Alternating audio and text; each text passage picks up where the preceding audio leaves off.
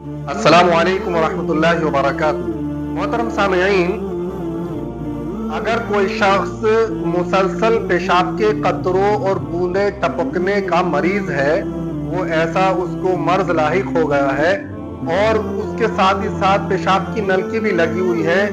پیشاب اس کا بوتل میں جمع ہوتا رہتا ہے، تو ایسا شخص پھر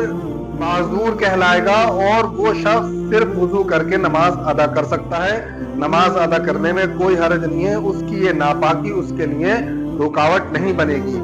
اس کے علاوہ اگر کوئی ایسا شخص ہے جس کے دونوں ہاتھ کونیوں تک کھٹے ہوئے ہیں اور وہ پیشاب پیخانہ کرنے کے بعد خود سے پاکی حاصل کرنے پر قدرت بھی نہیں رکھتا ہے، خود سے کر نہیں سکتا، تو پھر وہ کسی دوسرے کو پاکی حاصل کرانے کے لیے ذمہ دار بھی نہیں ہے، یعنی کسی دوسرے سے وہ پاکی حاصل نہیں کرا سکتا، اس کا وہ مکلف بھی نہیں ہے۔ چاہے کہ کوئی ایسا شخص ہے کہ جو شادی شدہ ہے اور اس کی بیوی ہے، تو اگر اس کی بیوی اس کام کو انجام دیتی ہے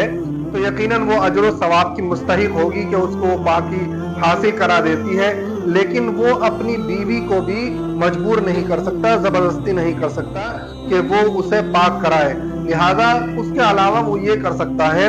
کہ اپنے چہرے کو مٹی وغیرہ دیوار پر اگر لگی ہے تو وہاں پر چہرے کو اپنے دیوار پر لگا کر کے تیمم کر لے، اور اگر یہ بھی نہیں کر سکتا، اس پر بھی اس کو قدرت نہیں ہے، تو پھر جس حالت میں ہے، جس کنڈیشن میں ہے، اسی حالت میں وہ نماز پڑھ لے، اس کی نماز ہو جائے گی، اس میں کوئی حرج نہیں ہے۔